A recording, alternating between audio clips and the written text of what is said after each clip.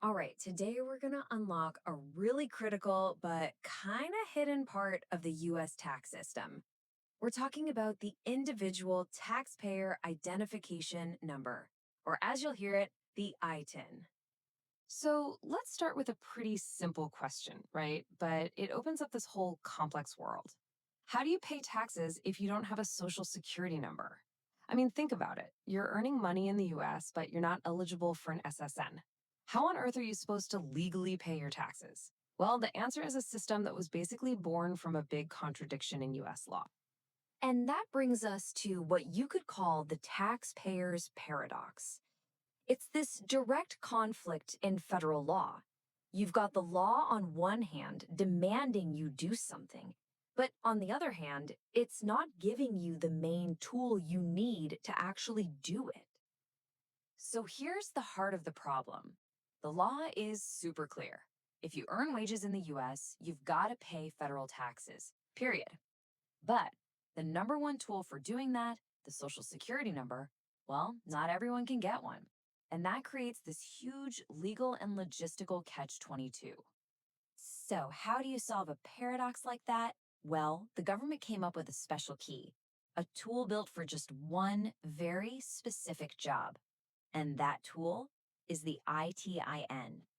Yep, the Individual Taxpayer Identification Number. The IRS rolled this out way back in 1996. Now, it's a 9-digit number, and its only job is to process federal taxes. It might look a lot like a Social Security number, but trust me, what it does is fundamentally, and this is super important, critically different. And you really need to understand the difference here. A Social Security number, that comes from the Social Security Administration. And it's all about tracking your earnings for benefits and, authorizing employment. But an ITIN, that's from the IRS, and it's only for taxes. That's it. And here's a little tip to tell them apart. An ITIN always starts with the number 9. It's like a clear signpost saying, hey, I'm just for taxes. Okay, so this form you're looking at, this is the W-7. It's the official application. But listen, getting an ITN isn't as simple as just, filling out a form and asking for one. Here's the kicker.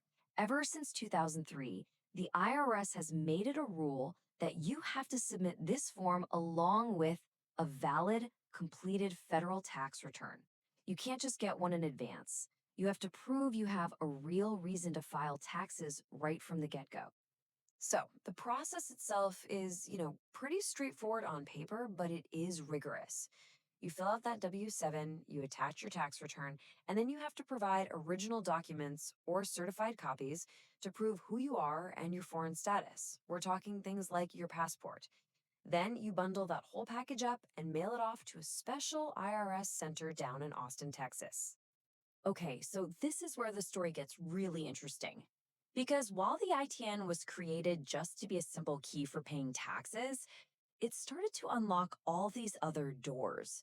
Doors that nobody in the government ever expected. So what happened? Well, banks and other financial institutions had a problem. They had customers who needed their services but who didn't have a social security number. So they started accepting ITINs as a valid form of ID, and this was a game changer. All of a sudden, this unintentional workaround allowed ITIN holders to open bank accounts, start building a credit history, get loans. Basically, it plugged them into the formal financial system.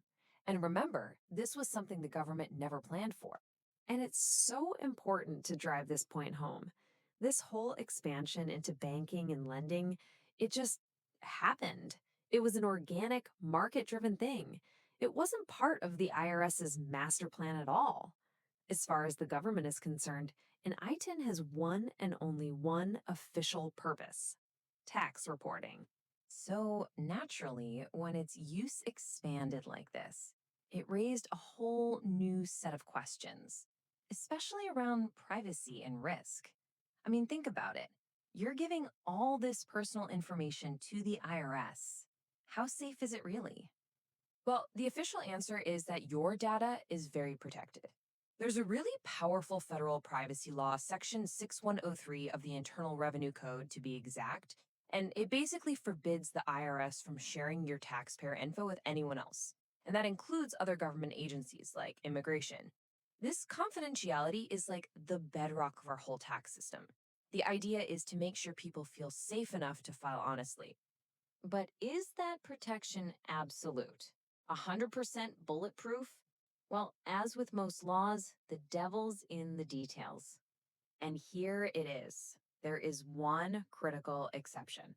If there is a criminal investigation that's not about taxes, a federal court can actually order the IRS to hand over taxpayer data. Now, the legal bar for this is really high, so it doesn't happen every day. But you need to know that this privacy shield, as strong as it is, isn't totally unbreakable. All right, to really wrap our heads around the ITIN, we have to talk about what it can't do. And this is just as important because getting this wrong can lead to some really serious problems. Okay, let's be absolutely 100% crystal clear about this because this is the biggest and most dangerous misunderstanding out there. An ITN is not a work permit. I'll say it again. It does not, under any circumstances, give you the right to work in the United States. Bottom line, an ITIN is just a tax number. It's not a status. It doesn't give you any kind of immigration standing. It doesn't give you access to Social Security benefits. And this is a big one. It makes you ineligible for some major tax credits, like the Earned Income Tax Credit. And this is not just theoretical. This has real world consequences.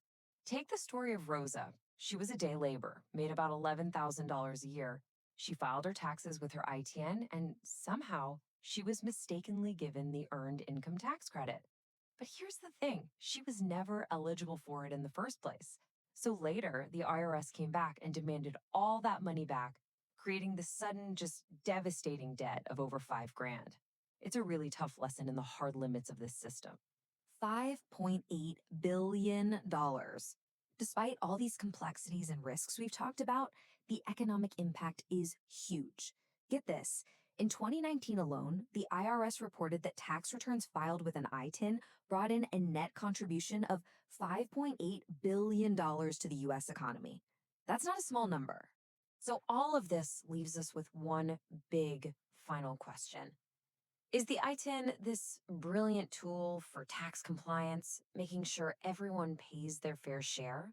Or is it just a temporary patch on a much bigger, much more complicated and fractured system of immigration and labor policy? The truth is, it's probably somewhere in the middle.